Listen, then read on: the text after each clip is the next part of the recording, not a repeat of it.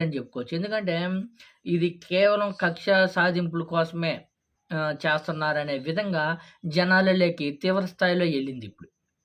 100% చూస్తున్నాం. గత కొన్ని రోజులుగా చూస్తుంటే ఏదైతే దాడులు చేశారో, వాళ్ళ ఇళ్ళని ధ్వంసం చేశారో, చేసిన తర్వాత ఇప్పుడు ఏకంగా ఏదైతే వైసీపీ సోషల్ మీడియా వాళ్ళ కార్యకర్తలను గాని అరెస్ట్ చేసి, వాళ్ళని తీవ్ర స్థాయిలో వాళ్ళని హింసించడము, దారుణంగా కొట్టడము, కోర్టులకు తీసుకెళ్ళేటప్పుడు గాని తీవ్ర స్థాయిలో బెదిరించడము, ఇలా చేయండి, ఇలా చేయకపోతే మిమ్మల్ని ఎన్‌కౌంటర్ చేస్తాననే విధంగా పోలీస్ వ్యవస్థ మీద గాని చెడ్డ పేరొచ్చే విధంగా ఈరోజు ప్రజల్లో గాని పూర్తి అభిప్రాయం అయిపోయింది.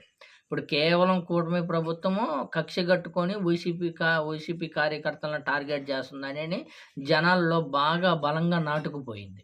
దీనివల్ల లోకేష్ బాబు గారికి, నారా చంద్రబాబు నాయుడు